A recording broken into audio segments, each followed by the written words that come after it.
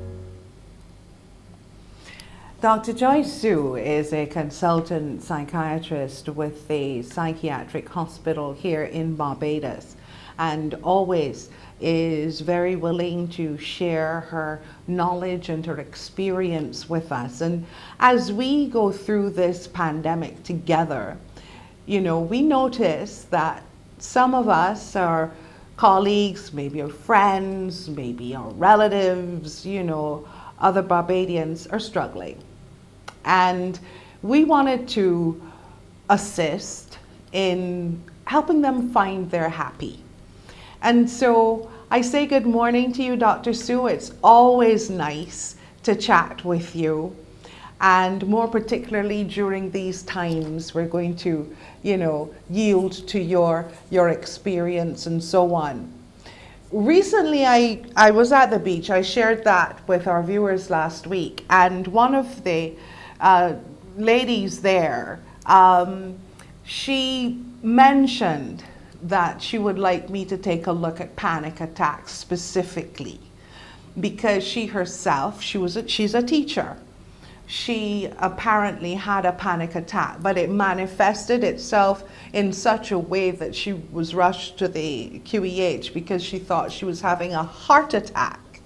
And she said that she's not the only one that, in mentioning it, it's been happening with other people. And I want to ask you, what are you seeing? What are you observing happening with individuals during this pandemic? And welcome to the Link Up again. Good morning, and thank you for that warm welcome. That is not surprising, because we are seeing a lot of persons having problems with anxiety, a lot of persons who are coming in with problems with depression as well. And those two conditions, if you have any problem with anxiety or depression, you're more likely to have panic attacks as well associated with those conditions. We're also having persons who are struggling, say, with financial problems, which are leading to having depression or anxiety. So a lot of persons who are just feeling overwhelmed at this time. Right. How do you can't really look at someone and see sometimes that they're struggling, although there are some people who you can absolutely tell. Some people hide it really, really well. But as an individual, first of all, how do you recognize these symptoms? What are the symptoms within yourself? Well, persons usually, you have to look at changes in behavior. So we talk about symptoms, but symptoms are what persons usually report to you. If you have a person who's not coming to you and telling you that they're having problems, then you're looking at signs. So things like persons' changes in behavior. So a person who was normally someone who would, talk to their friends regular, someone who's now becoming more withdrawn. A person who's usually a good-natured person in a good mood, but now the person is irritable. So the slightest thing you say to them, the person is ready to snap. A person, like, as I said again, usually in a good mood, but now you see the person is kind of sulky and sad all the time. Those are some of the things. A person who would normally have maybe an occasional drink or not drink at all, but now you're seeing them drinking a lot of alcohol frequently as a course of the regular day. After work, all of a sudden they're just drinking alcohol. So those are some signs that you're looking for. Right. As I said, also you're looking at the things that people may tell you.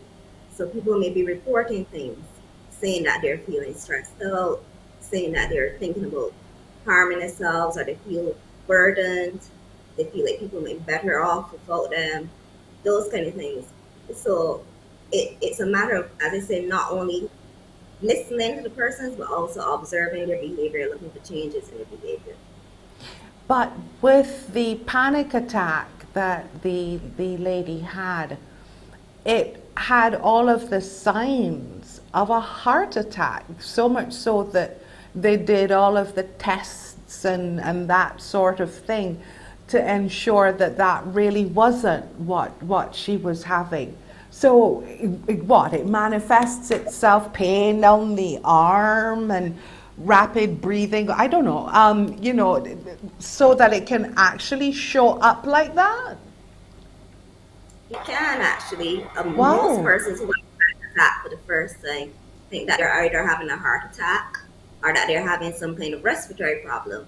Wow. So, and what makes it more complicated is that those conditions also predispose to you having panic attacks. So panic attacks can occur with those conditions as well. So sometimes it's hard to tell the difference between the two.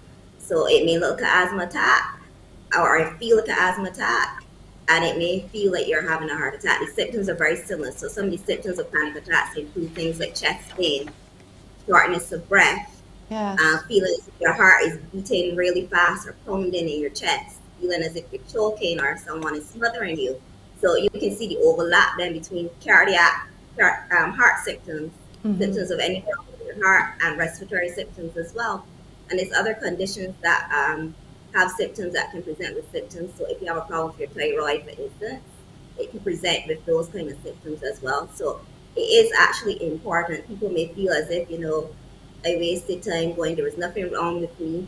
Some people may actually say that to them too, but it is important to rule out that it's not Yes. one of those conditions that is Yes. causing the problems before assuming it's a panic attack. So I Yes. think, considering that that was the first time that that happened to her, I think it was very important that she went and got that done, because it could have been Yes. something more serious or life threatening. The thing is that as we were talking, even more, I think I remembered her saying that she had another one or two. I think that was the first one, but then she had a couple of others. But knowing, and she's on medication to, I guess, relieve the anxiety. I didn't ask what, but what type of medication. But I, she did say that she's had more than one episode, I guess you could call it, since then, and that there are other people who are also going through this. What kind of advice? Well, there's the medication, but what kind of advice can you give to someone who is feeling a bit overwhelmed right now? Get help, and if so, what kind of help? Or if you don't want to go to that step immediately, what's the first thing you would advise someone? Well, let me first say that a panic attack in and of itself is not a disorder or a diagnosis. It's a symptom. And sometimes you can have no underlying psychiatric condition and have a panic attack. So a regular person can have a panic attack if they're placed under enough stress and there's a trigger. So if you have one or two panic attacks in your life, that does not necessarily mean that you have an underlying psychiatric condition or that you need to take medication for it. But persons who are having repeated or frequent panic attacks, and persons who spend a lot of time in between the panic attacks worrying about be going to have another panic attack, or who are changing their behavior because they don't want to go outside and say have a panic attack and feel embarrassed by it, so they start avoiding situations where they think the panic attack may be triggered. Those persons now have something called panic disorder, which is now a diagnosis and a condition that requires treatment. So the first thing I would say is, as the lady who spoke to you said, go and get yourself checked out first. If this is happening to you for the first time, make sure that there's no underlying physical condition that could be responsible for those symptoms. And if so, at that point, there are things I like to take patients through when they're referred to me for these problems. So there are things that you can do to help prevent future panic attacks or help to at least decrease the frequency. First thing is, I like to explain to clients, this is not something that's life-threatening. It's not like a heart attack or asthma attack, for instance. This is not life-threatening. A panic attack is not going to kill you or harm you in any way. And it's going to be temporary. So usually a panic attack will last anywhere from 5 to 10 minutes or so.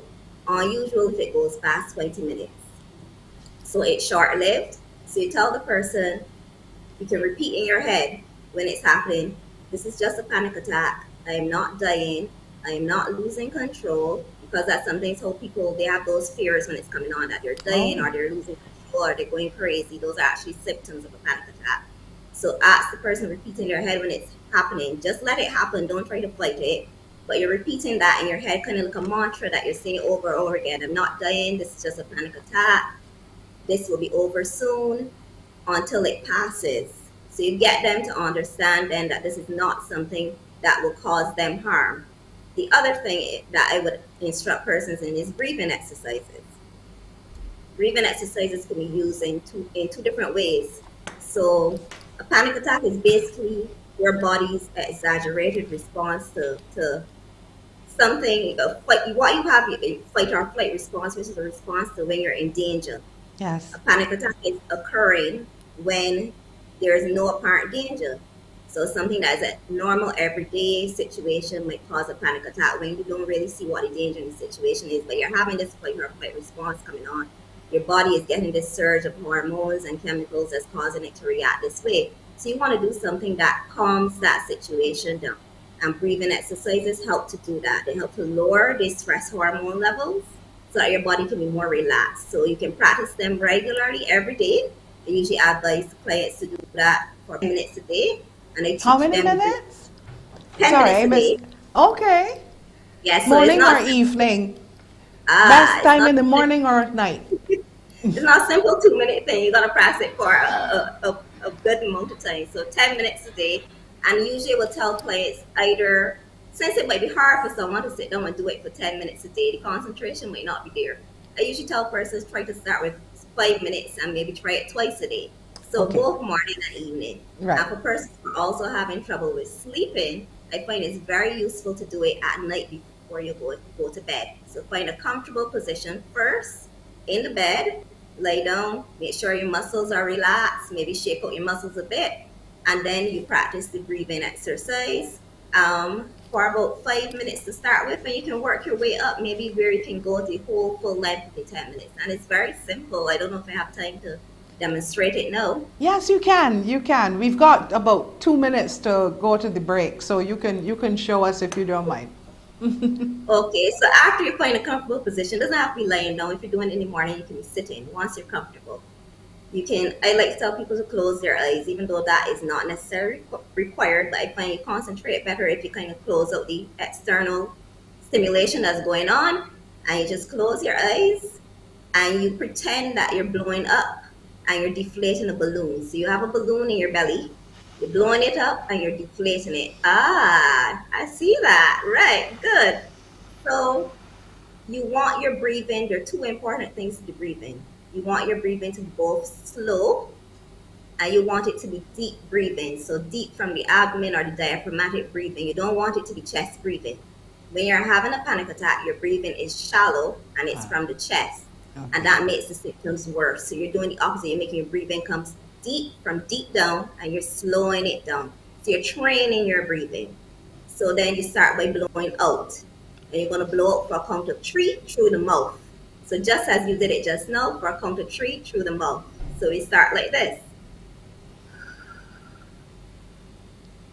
Right. After you blow, you're going to naturally breathe in. You're going to breathe in through your nose again for a count of 3.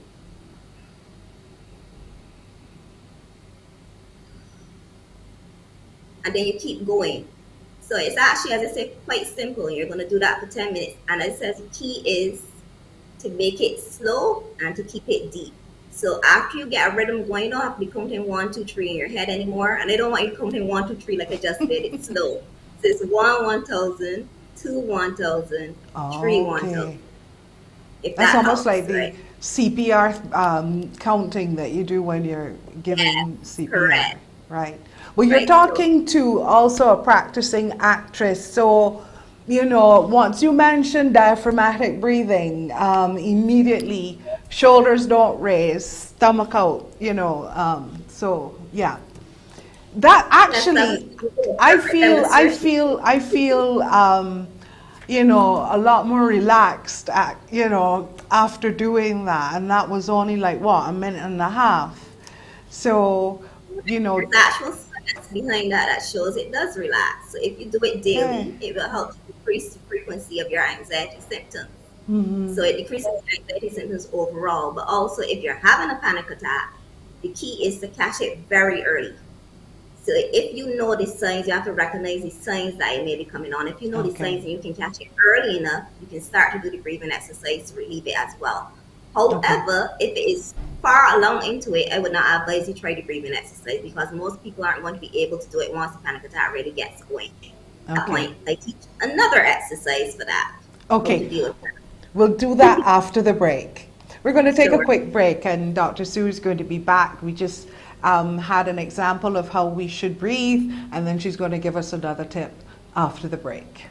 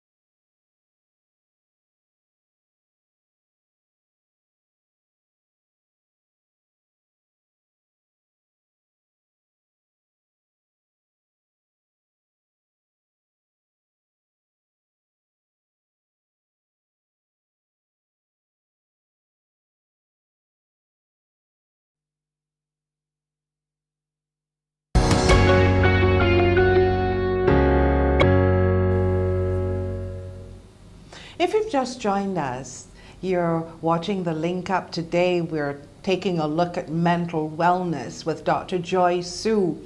And just before the break, Dr. Sue gave us a wonderful, short, not long, breathing exercise that we could do if we're beginning to feel a little panicked. And I assume that's when our breathing is beginning to get you're feeling overwhelmed and your breathing pattern increases, a great way to relax you. However, if you've passed that stage, she says there's another exercise that she can teach us. So when you say passing the stage of, I assume, that shallow breathing, this is what we can do to ease that? Yes. Okay. So again, close your eyes. This one is called visualization. There are many ways of doing visualization, just as there are many ways of doing breathing exercises too. That was just the one that I use, that I taught you. So I usually ask clients to close their eyes and visualize or think of what they would call their happy place. So your happy place can be a place that you visited before, someplace that you like. So say my happy place is the beach. So I asked them then, if your happy place is the beach, you're going to visualize what the water looks like. So the waves moving and lapping on the shore, what it feels like to walk in the sand, what it might feel like to see a bird overhead flying over the water, or fish, if you see fish in the water. So you want to visualize, use all your senses, your sight, sound, smell, just to put yourself in that situation at the beach. But it doesn't have to be a situation that is kind of imaginary. It could be a memory too. So your happy place might be a memory. A good memory you had with a parent or a child, for instance. You can take yourself back to that memory. Remember how you felt at that time, what was happening at that time. Just immerse yourself in it until the panic attack passes, because that in itself will help to calm you. Now that is a type of mindfulness type of activity. And any kind of mindfulness type of activity like meditation will help with these type of symptoms as well.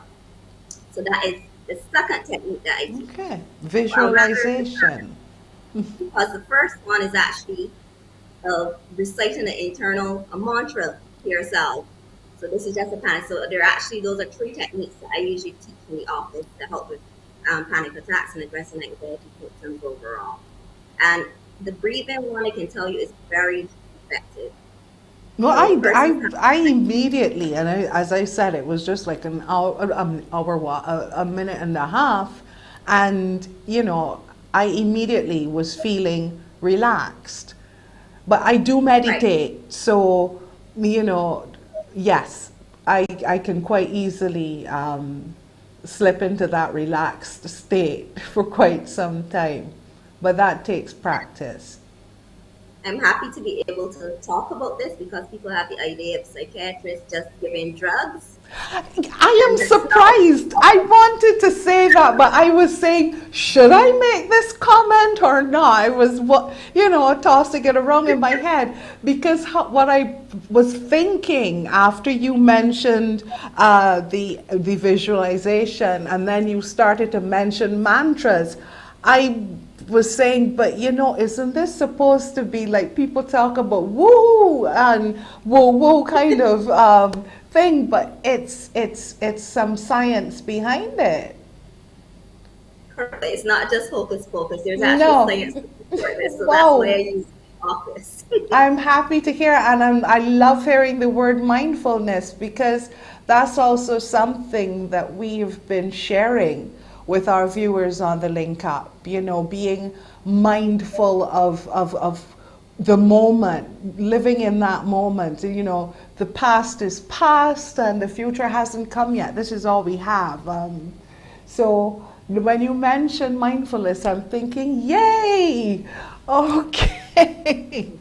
I don't think we deal with this, that drugs should be, if a person's just having panic attacks, as I said, it's not a disorder or illness yet. Yes. I don't think that your first go-to should be drugs.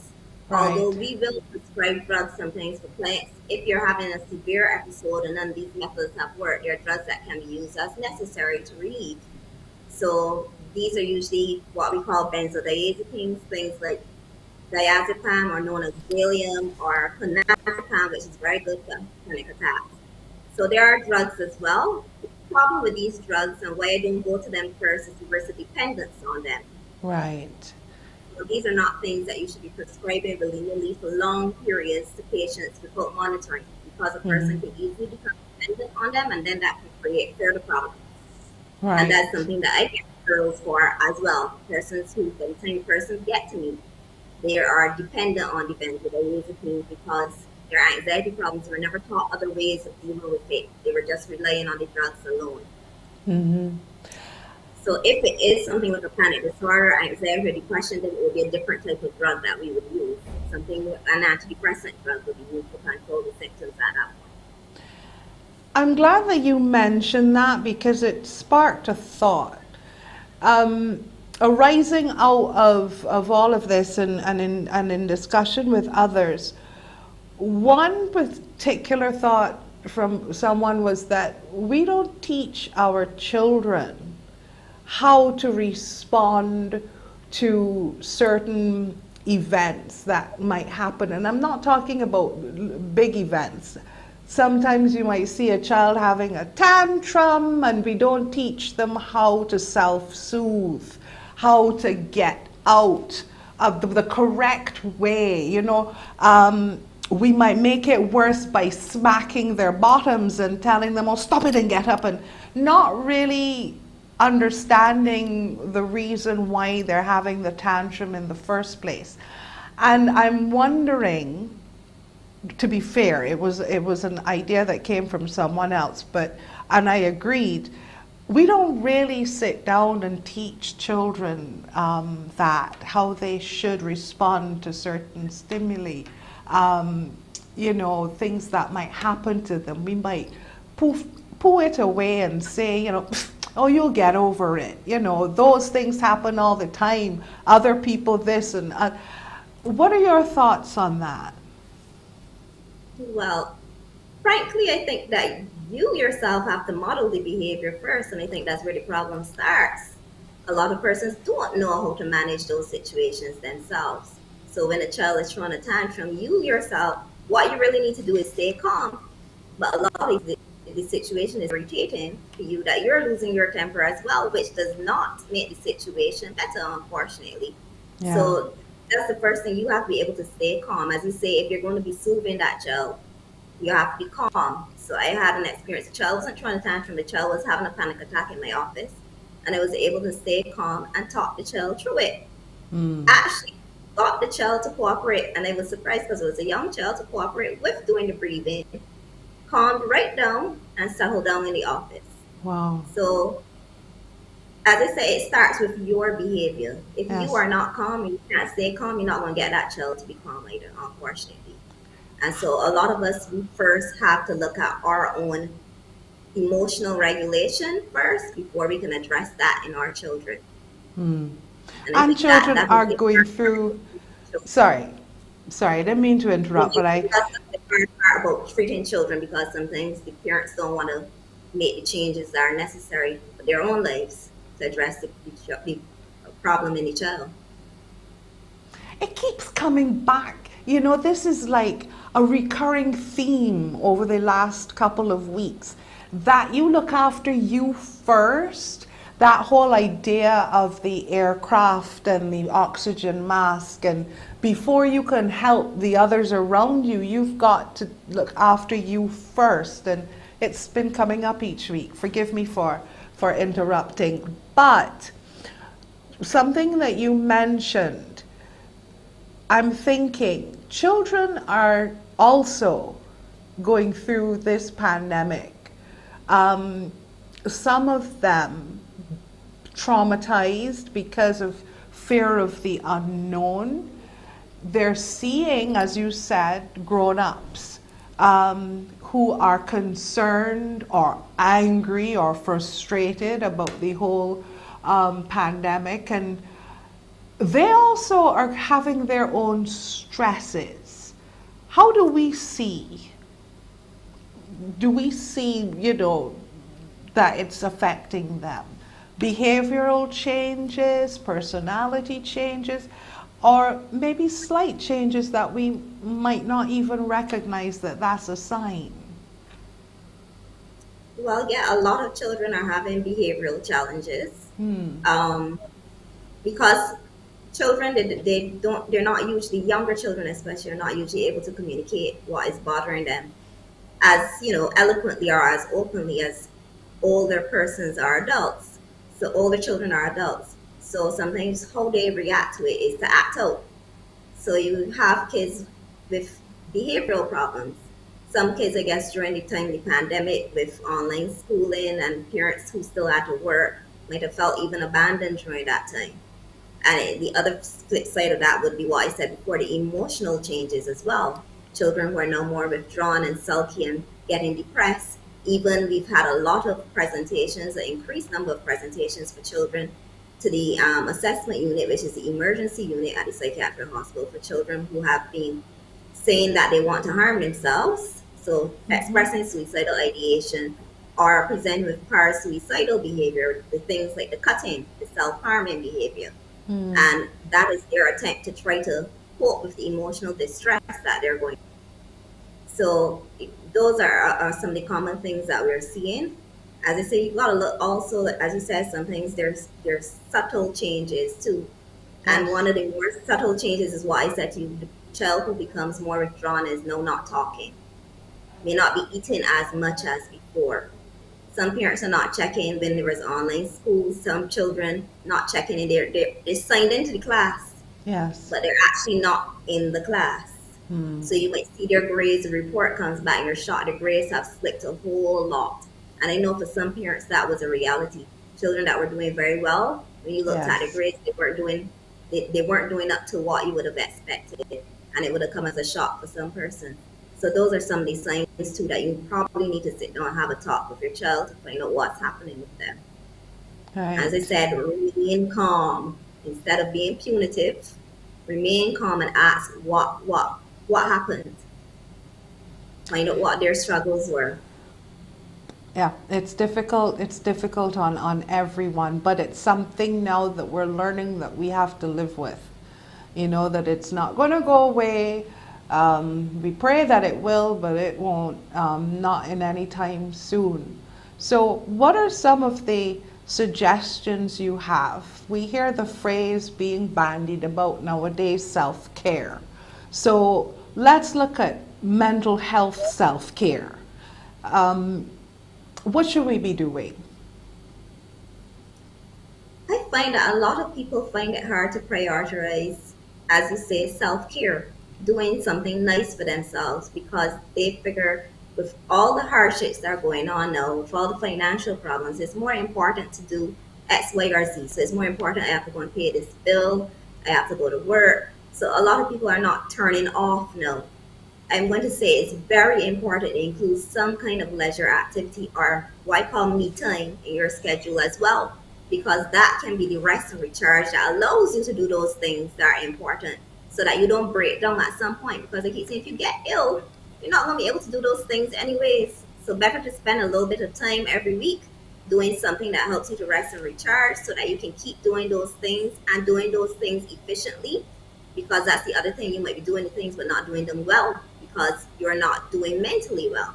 So Yes. I think you have to identify some kind of activity or activities that help you to do that rest and recharge. And it could be something simple. For some people, that's just reading a book. Come home from work, get something to eat, you read a book. For some people, that is like for me, I like my gardening. Mm. So that's kind of my morning mindfulness activity, to go in the garden, commune with nature. It Mm-hmm. feels relaxing and soothing.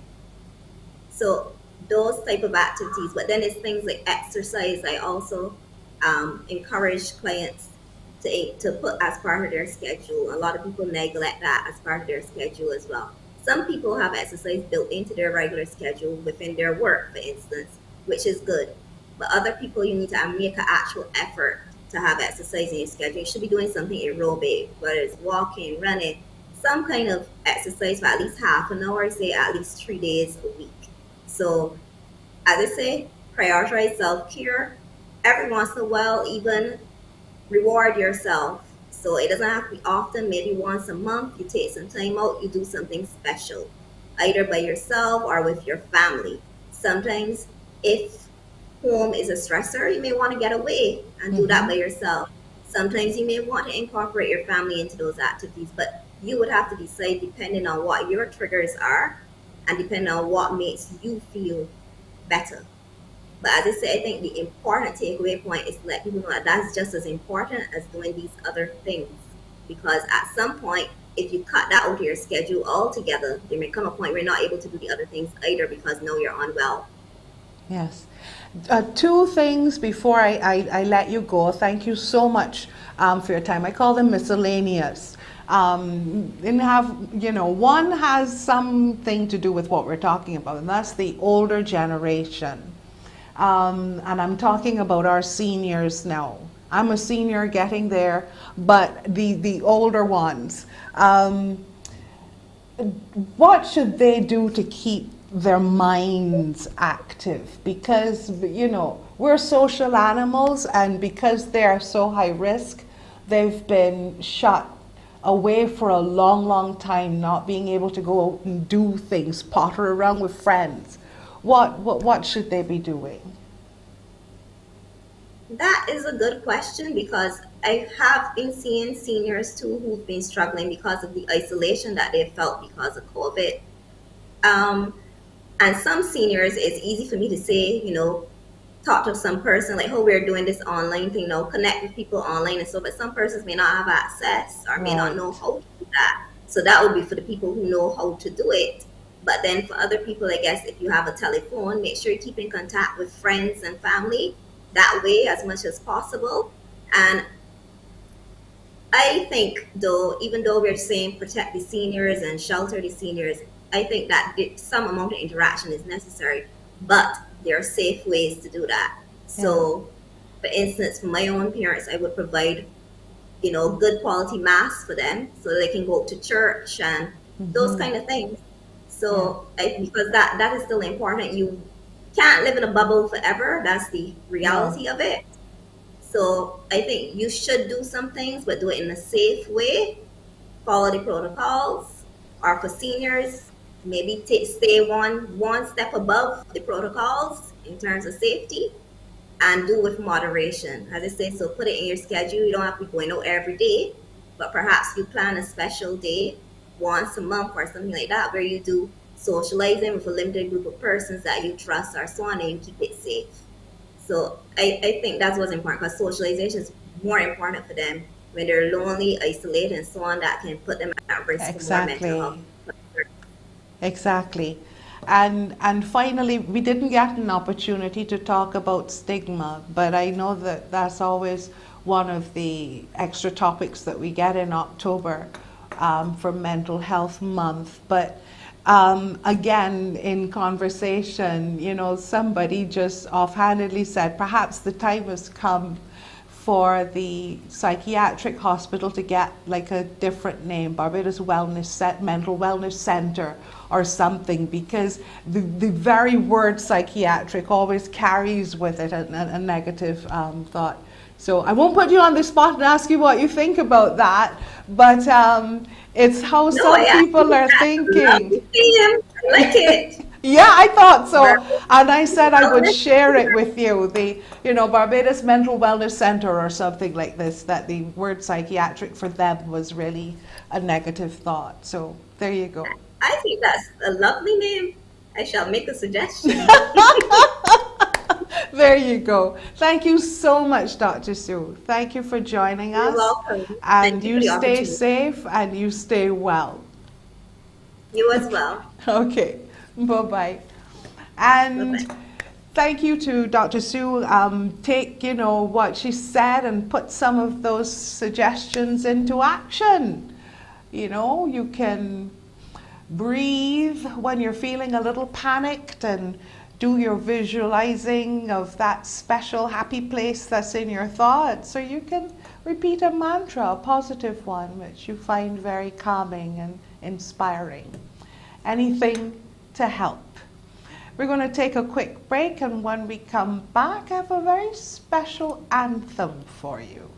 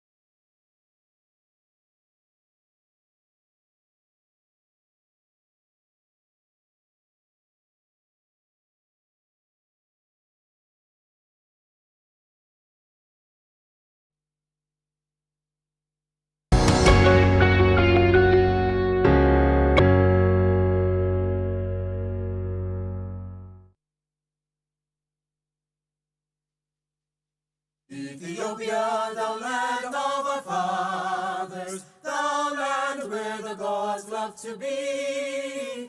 As storm cloud at night suddenly gathers, our armies come rushing to thee. We must in the fight be victorious, when swords are thrust outward to gleam. For us will the victory be glorious, when led by the red, black, and green.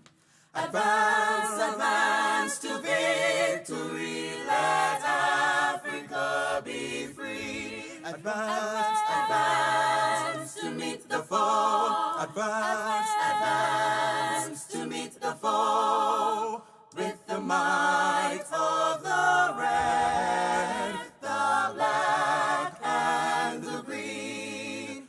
With the might of the red, the black, and the green. Ethiopia, the tyrants falling, who smote thee upon thy knees, and thy children are lustily calling from over the distant seas.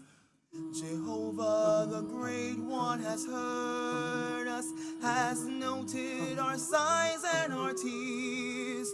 With the spirit of love, he has stirred us to be one through the coming years. Advance, advance to victory. Let Africa be free. Advance, advance to meet the foe. Advance, advance to meet the foe. With the might of the red, the black, and the green. With the might of the red, the black, and the green. O Jehovah, thou God of ages, grant unto us sons that lead the wisdom thou gave to thy sages when Israel was sore in need. Thy voice through the tempest has spoken. Ethiopia shall stretch forth the hand. By thee shall our fetters be broken, and heaven bless our dear fatherland. Advance, advance to victory. Let Africa be free. Advance, advance to meet the foe. Advance, advance to meet the foe. With the might of the red, the black, and the green. With the might of the red, the black, and the green.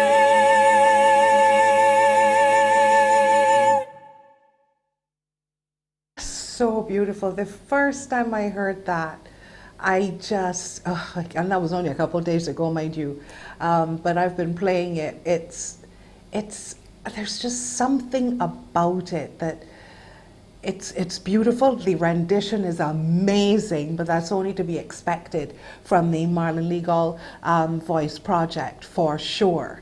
But the words, I'm not sure. It just, there's something very, very special about it. And I thank His Excellency David Comissiong for introducing us to it and for sharing it with everyone and getting the project together. So I say good morning to Ambassador David Comissiong. Thank you so much for sharing that with me. That's thoroughly special. And also to Marlon Legall, the founder and the musical director of the Marlon Legall Voice Project, for, you know, that rendition. That's amazing, gentlemen. Thank you. So can I get a little, welcome to the link up first of all, and can I get a bit of the background, Ambassador, if you can? I think we've lost Marlon there for a little bit. Oh, he's back.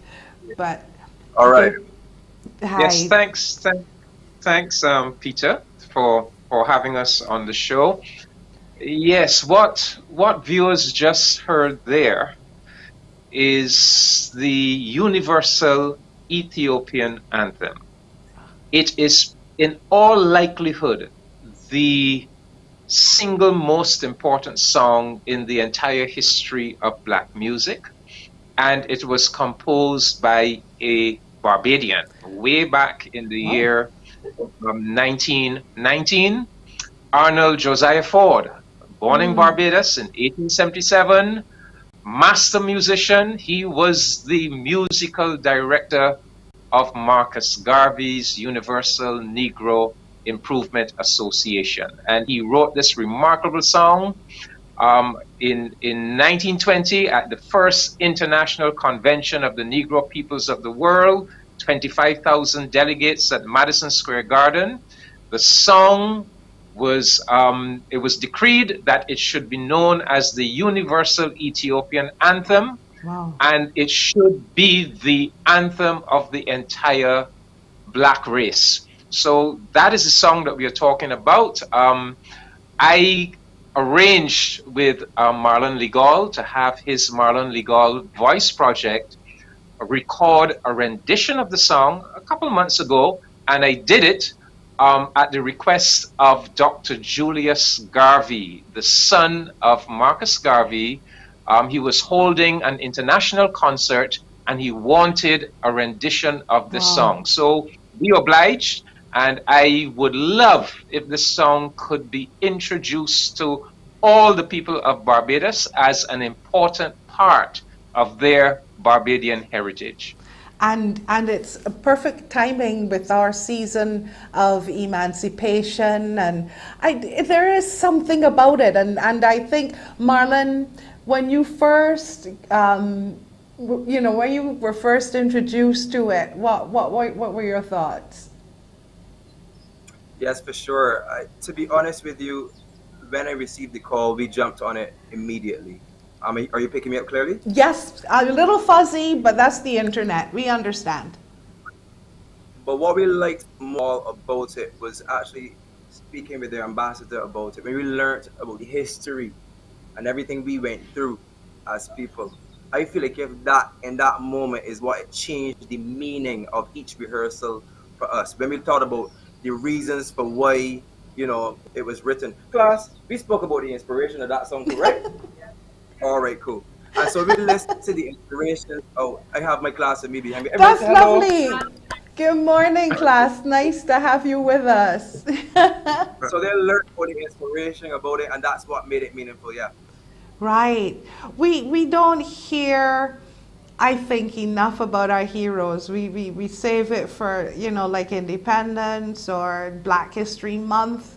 But it's even at my age, I'm learning things like, Ambassador, you were saying in your notes that even Charles Duncan O'Neill, the Right Excellent Charles Duncan O'Neill and Israel Lovell, played this music as inspiration at their meetings and so on.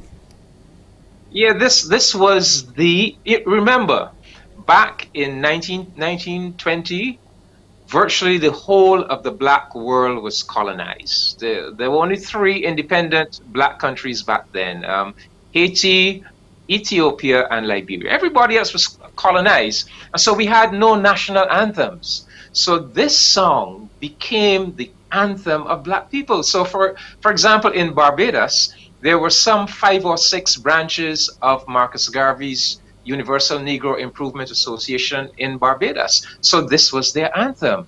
Charles Duncan O'Neill, very much influenced by the excellent, Right Excellence Marcus Garvey. So his Democratic League and his Working Men's Association, they started their meetings by singing the Universal Ethiopian Anthem. So this song was sung all over the black world, wherever black people came together on the continent of Africa, in gatherings all across the black diaspora. This was our unofficial national anthem. This was the song that inspired us. And you need to know, Peter, that this great Barbadian composer, Arnold Josiah Ford, he migrated, he led the Back to Africa movement in 1930. So he actually went to Ethiopia in 1930 at the time when Haile Selassie was being crowned Emperor of Ethiopia. And as a tribute to the new emperor, he wrote a second version of the song. So he simply changed some of the words, and he wrote this tribute to Selassie. And that second version of the anthem has been embraced by the Rastafarian faith as their anthem. It was also embraced by the Ethiopian World Federation, which was an international organization established by Empress Selassie, as their anthem. So the second version of the anthem is sung all over the world at Rastafarian gatherings, and most people would either think it's an Ethiopian song or it's a Jamaican song, and they would never dream that it is a Barbadian song. And I tell the story in Yes, you this. do. I published this book last year. It's called The Pan-African Love Story of Arnold and Mignon Ford. And it's the story of the life of the composer, Rabbi Yes. Arnold Josiah Ford, and his wife, his Yes. Barbadian wife, Mignon Ford, who is also a great hero of our people, but we'll tell her story another time. Yeah, that's a very good book, by the way. We are still to get together so I can chat with you about it on air, but that's an excellent book, and it was a really good read. And strikes one with a measure of pride to know that, you know, our people have been making a mark for centuries. You know, it's just the acknowledgement of it that's a little delayed. So thank you for that story. But Marlon, I know that for you, music transcends reality, because I remember reading a bit about you, and you used music literally to remove you from the present and to take you. Can you share a little bit of that with us, and what you think this particular song will do for us as a people hearing it? For sure. Yes. As I teach every day at work, I realize that, because I imagine I was a youngster coming up, and you're of a divorced family, and sometimes you might feel like if you're alone, you feel like if it's really the parents and then there's you. So when I'm teaching every day, I really try my best to encourage these young people to find a sport, find music, find stand-up. And you're right, Peter, it is the heart and soul behind exactly what I do.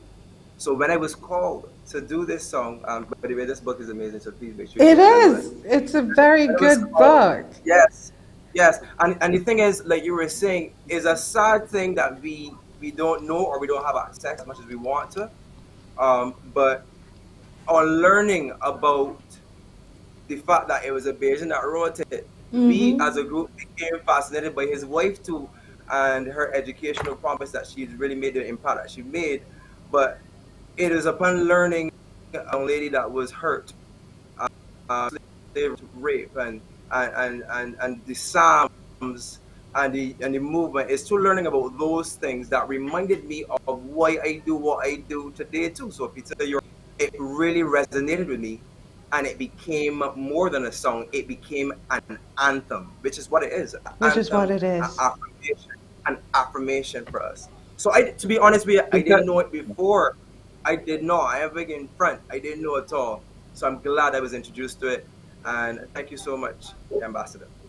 I like, and you can Peter, hear it though. You can hear it. Yes, yes. Go ahead, Ambassador. Yeah, Peter, I just wanted to add a little bit to what Marlon said for the benefit of viewers. What Marlon is referring to, the Rabbi Ford, in explaining the sources of his inspiration to write this song, he said that one source of his inspiration was the news that he received of a very brutal rape and murder of a black African-American teenage girl who was working for this white family, was raped by the male of the household. And when she tried to bring it to the attention of the female of the household, they arranged to have her murdered. And that brought home to him how vulnerable our people are.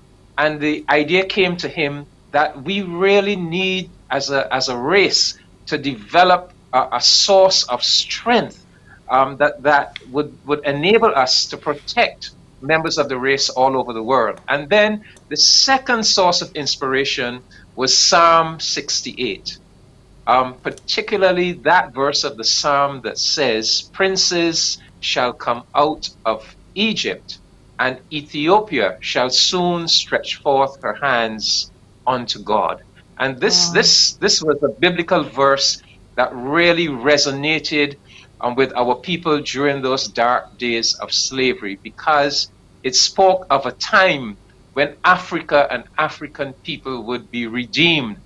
So if you pay close attention to the lyric of the song, Yes. you will see that verse is actually referenced in the song. And of course, the third source of inspiration was Marcus Garvey's Universal Negro Improvement Association. Arnold was a very important member of that association. In fact, some people would tell you that he was second only to Marcus Garvey in terms of being the public face of that organization. And that was the organization that way back then was really leading the way in fighting for the redemption of Black and African people. By the very name, the Universal Negro Improvement Association. So it was not a meeting to talk about, oh, woe is me, what is happening. Yes, that was part of it, but also to go even beyond that and to improve ourselves as a people. Can we talk about that when we come back from the break, about the association? And Marlon, perhaps you can, juxtapose it with your reality today. So we'll come back after the break.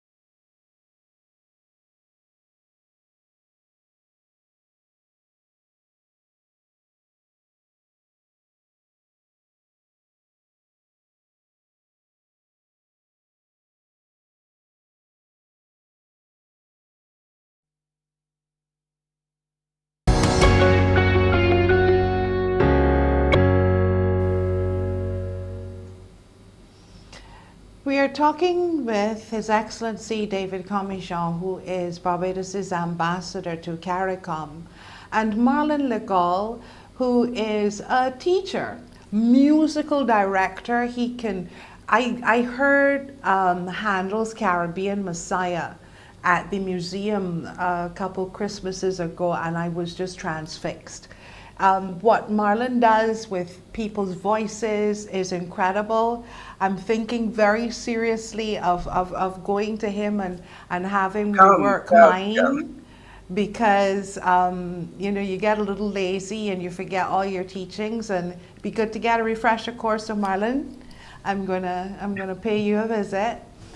But one of the things that, Ambassador, what you said in terms of the anthem is the Universal Negro Improvement Association. We've heard of Marcus Mosiah Garvey, but I don't think the UNIA is as well known, and that is it's really unfortunate in the fact that we are not aware of the work that they did and the importance of that work and the acceptance of that work, and then unfortunately how it was lost.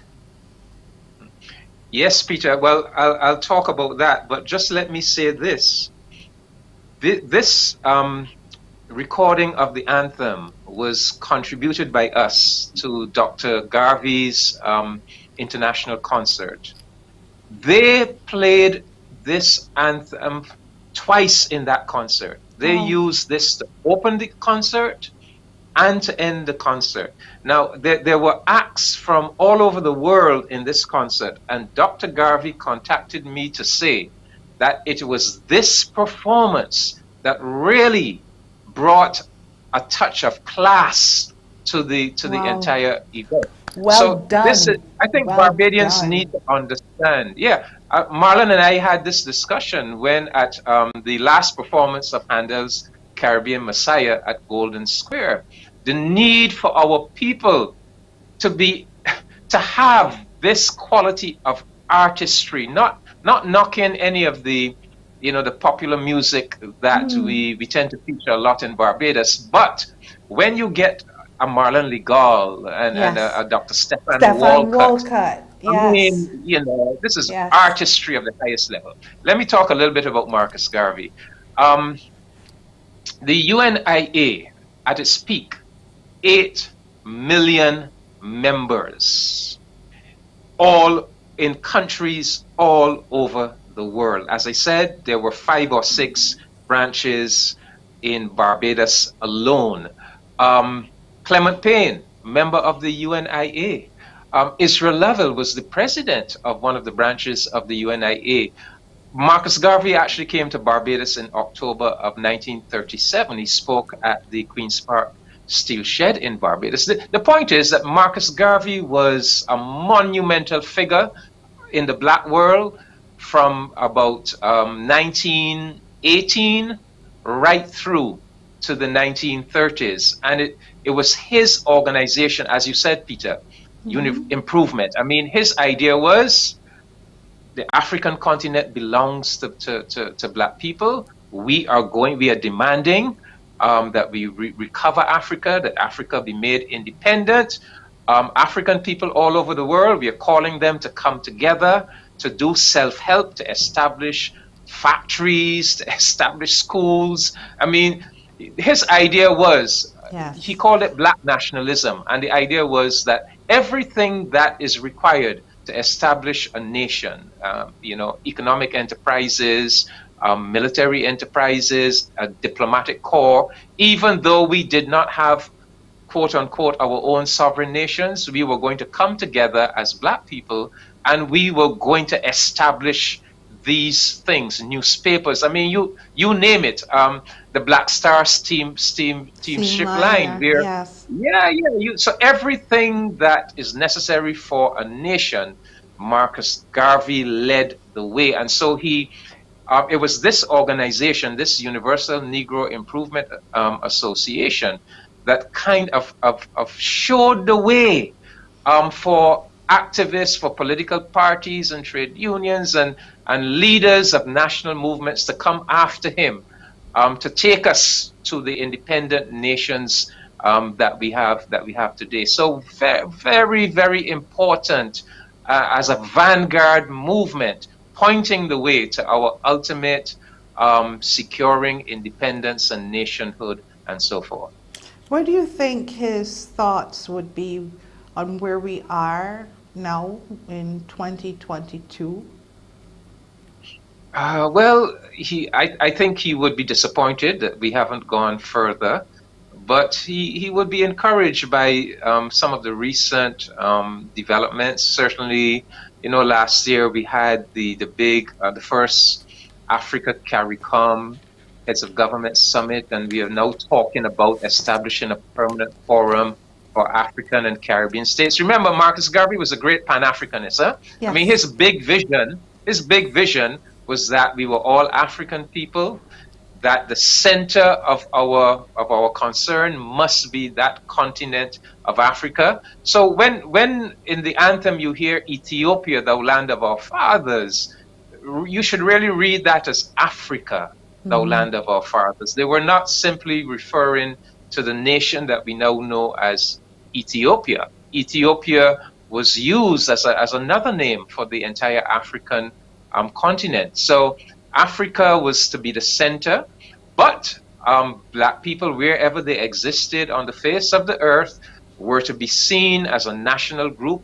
And it was really Garvey, you know, and that Garvey movement that demanded the civil and human rights of African people. In 1920, at that first International Negro Convention of Negro Peoples of the World, they came together and they developed a charter of civil and human rights for the African people of the world. So yes, he would not be totally satisfied with the progress that we have made. He would have imagined that we would have made more progress in coming together as a global African people and developing our strength in every way.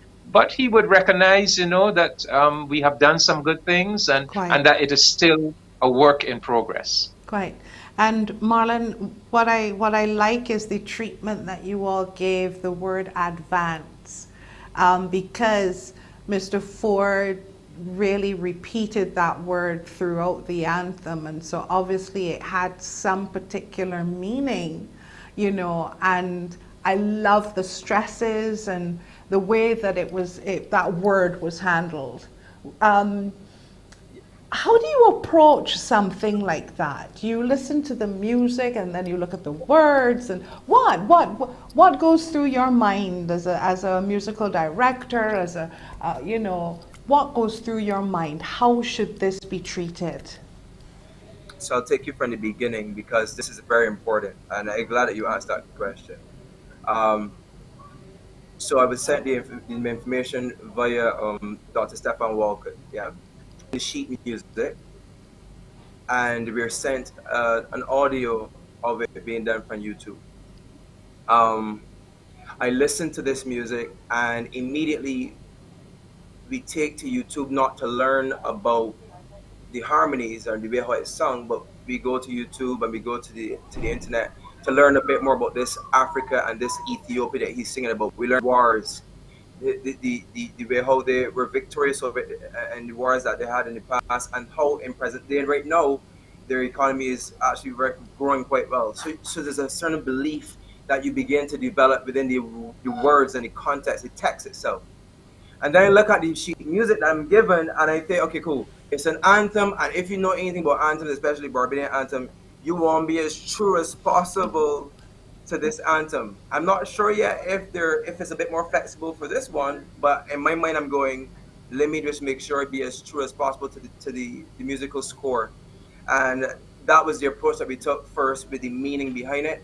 And then we're going to the studio, we're actually singing, and we're looking at the word advance. Advance, we don't need call and response. And I think in one of the documentaries that we were watching, the gentleman said, listen, he noticed what was important in communal singing, as you know, when you sit together and huddle together, and the women would sing, and then the men would come in, advance, advance, advance, and they call and response. It's like a way of communication, and you know how that goes for us as Black people, our history for call and response and the drum. So it was a real good experience to actually be a part of that session in the studio too, because guess what? We're sitting and we're thinking we're about to record, and our ambassador sits us down, right? And he tells us this story that brought a tear to our eyes. Because don't forget, we're thinking, okay, we got our history down, we've got our accents on the notes, we've got our pictures, but then he brings this perspective that we could not read about. We brought this perspective that changed it for us. And so, how I integrate it today, I may be going ahead of you, but I'm going to just make sure you say it, because my class behind, we were talking about it earlier, right, class? And how did it make you feel when you learned about all these things that happened back then to the young lady and stuff? It was horrible, wasn't it? I think one student said to me, sir, that's like the war in Ukraine right now, sir, and all the wars that they had and all this injustice. Yes. And so it's an opportunity for me at school here to even share the information that I was given in our studio with everybody. And that's how we apply it to today. Now, we're so happy that you did and that you were able to interpret it the way you did. certainly it was for me, when I heard it a few days ago, I said, no, we got to talk about this because it's a very powerful piece and the history behind it is just as powerful. Thank you very much, Marlon. And please, thank your class for, giving us the opportunity to steal you for a bit. Thank you so much. And Ambassador, as usual, thank you so much for... One final word, Peter. Go ahead. One final word. It would be remiss of me not to say that the videographer was a young lady by the name of Aisha Comissiong. Well done. The official videographer bailed out on us at the last moment. And this young lady stepped forward with her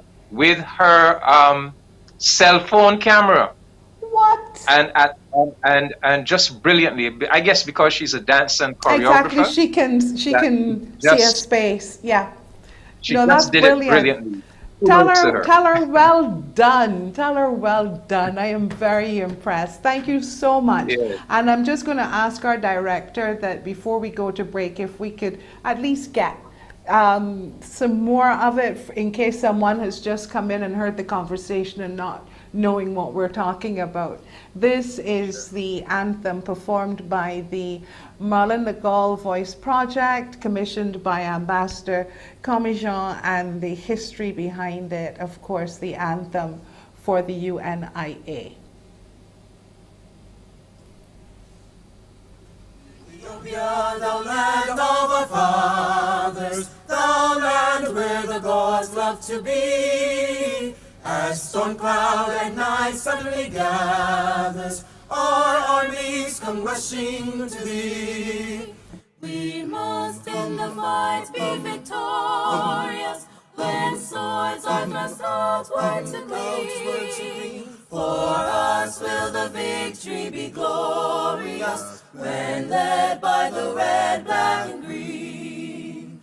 Advance, advance to victory, let Africa be free. Advance, advance to meet the foe. Advance, advance to meet the foe. With the might of the red, the black, and the green. With the might of the red, the black, and the green.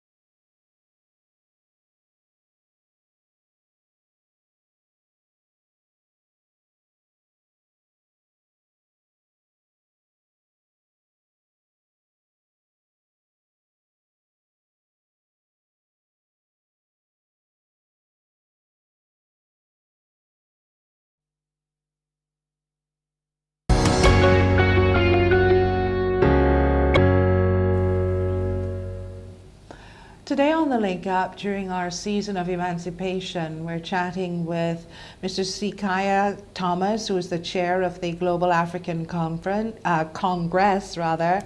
We have Dr. Ivy Williams, Africologist and Professor of Black Political Science and History, and Ms. Joy Workman, who is a Pan-Africanist here in Barbados. And before the break, Joy, I was asking you your observations and thoughts on our season of emancipation. Season of emancipation as a title started in, I think, 2005. Mm-hmm. And the government designated this the period from April 14th to 23rd, the season of emancipation. Within that calendar, there are notable dates that are highlighted. Is on April 14th, there's the commemoration of the Bassa Rebellion, Bassa, which we have in the statue. And then on April 28th, there's the honoring of national heroes. Or we only introduced national heroes within the last, I don't remember the couple 1998. of decades. 1998, I think it was, yeah. And then yesterday, which is significant, formally Liberation Day is part of that celebration, known as Africa Day.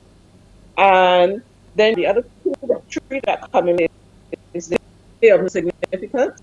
Mm-hmm. And then you have commemoration of Emancipation Day. On the 23rd, we have the Now, these are events of exist and local and some global. And you were asking me, what's the significance? Yesterday, we did the first time in Barbados an activity recognizing, and that is a very small pleasure, achievement in terms of where we are, the people are really understand that these things are important to us forward as challenge this world. We're having difficulty right now. You're really breaking up, and I'm so sorry because I wanted to hear about yesterday. I don't know if our director can see if something can be boosted, or if our internet sometimes. So I do apologize, but I'm seeing Mr. Thomas and Dr. Williams. Okay, so I will continue until we can see if we can get Ms. Workman sorted out. But we have, as she mentioned, quite a few days which we celebrate, and a lot of them are personal to us. Our Day of Significance, the 26th of July, is the celebration on remembering the riots, which changed a lot in terms of our social construct right here on the island. People, got unionized, improvement in jobs and that sort of thing, and in standard of living. And August 17th is, August 1st is second, and so on, is emancipation. But we have Marcus Garvey's birthday, which falls within that. And then Jackie Opal is one of our veteran entertainers who's gone, but we celebrate his life and his music. And also within there is, I think, Panama Day, when we went to the Panama Canal to make life better for everyone. But even though it's local, part of that is that we are all part of this thing called the world, Earth, globe. And so I take a look at the word Global African Congress. And I take a look, Dr. Williams, as global reparations for the World Social Forum. And I think, unfortunately, we as a people are not thinking that we are global, that we are still within our own pockets. And perhaps if we were more united on a front, we would be able to make a better impact rather than us going at it individually, which is why I love what's happening in August. But I don't know, your thoughts on that? And this was a major challenge at the World Conference Against Racism with all the African descendant activists.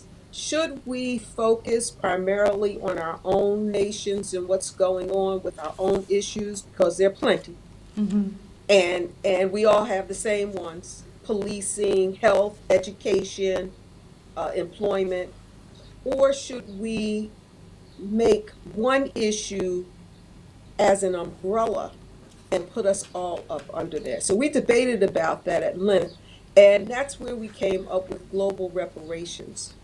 That what has happened to Africans and Africans throughout the diaspora is really the same. What's going on in Barbados is the same thing in Jamaica, is the same thing in Mississippi. The only difference would be degrees of oppression.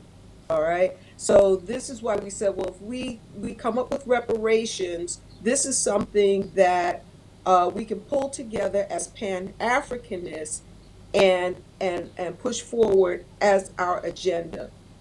Okay. I like the fact that Mr. Thomas called it a journey. It's not going to happen immediately. And we had a discussion before on the link up about the shape of the reparations, what they will look like and the idea behind them and so on. But I wanted to touch particularly on those 2 points, and I love the fact that you said it's a journey, because people think it's an immediate thing. And one of the things also that we notice is there's this fear, you know, are they going to come for what we have in the bank kind of fear? You know, how are they going to be paid? Do they expect all of them to be paid? And, you know, there are these questions that there's a fear. And so with fear comes a kickback. And have you all been noticing any obstacles so far? You know, Mr. Thomas, have you noticed any? Dr. Williams, have you noticed any? Yes, there's obstacle every day. None have been removed. I mean, the gains we have made is not without struggle. The very fact that we even get the United Nations, 168 countries to vote for that, was a tremendous achievement on our part. Yes. I could tell you for a fact that the very last moment at the conference, that none other than Tony Blair showed up at the conference and lobbied many of the African countries to vote against what we were demanding. They make all kinds of promises. Of course, they have not delivered. So we anticipate that they are going to put up roadblocks. They put up roadblocks then, and they're going to continue to put up roadblocks now. Even the very existence of the Global African Congress, we've been 20 years in existence. Believe me, we have seen many, many roadblocks, and we have had to develop strategy to survive and to get around it. But we will get there. Eventually, yes. With respect to the Europeans and the North Americans, we have to remind ourselves that the wealth that they have today was created after the backs of our people, the blood and sweat of our people. So it is not like they are so superior. They are create more economic model, create scientific invention, and better manage economics than we do. Why they are rich and we are poor. Many of our people probably bought into that myth. It is not so. So that's part of the job that we have to do, is to deconstruct that kind of myth, to show how wealth was extracted from our region and from our communities and brought to bear in these countries, and they enjoy the benefit of it and those wealth continue to have its multiplier effect. As far as I'm concerned, I don't think they have any choice. They will have to pay. They must pay, and they will, and they have to pay reparation because it's not going away. They have enslaved us and colonized us for over 300 years, and look how long our generation come to pick up the task. And so again, we want to emphasize that it's been 300 years of enslavement, so do not expect that we are going to get reparation overnight without a prolonged struggle. And we're quite prepared for that. Thank you so much, Mr. Thomas. And Dr. Williams, I'm going to ask you to, you have something like 40 seconds to make a comment. I do. Okay, wait a minute. Taking my 40 seconds. All right. You asked about the challenges. Yes, there are many challenges. First thing is denial. And I really think that Europeans are waiting for this generation to die off so that this question will just be pushed under a rug. They are steeped in denial, right? But we're going to keep moving on. And I think we really should focus on our progress. You know, when we talk about reparations, a lot of Black people, you know, they don't believe it. And I like the analogy Hilary Beckles gives. He says, if you would have gone, you were going on any plantation in 1780 and told the Black people there, you're going to be free one day, they would have said, no, it's never going to happen. We're going to be slaves forever. So, I mean, we have to hold on. Most Black people don't believe it's going to happen, but we have made a lot of progress. Just your show talking about reparations shows progress. It's in the news. We're still trying to pass HR 40 here in the United States. It just talks about research on reparations. Look at this, the Center for Reparations Research in Jamaica at UWI. So there are moves, there are institutions in the United States, schools, churches that have come to grip with their debt and are making restitution. It's small, but what it's doing is keeping the issue on the radar, and it's moving us forward. So we're making progress. We just have to hold strong. We have to, like Jesse Jackson said, you know, keep hope alive, believe in it, work for it, and it's going to happen. Thank you so much, Mr. Thomas. And Joy, I'm so sorry. I can still see that we're having a few issues, but thank you so much for joining us. And we're going to take a quick break and come back.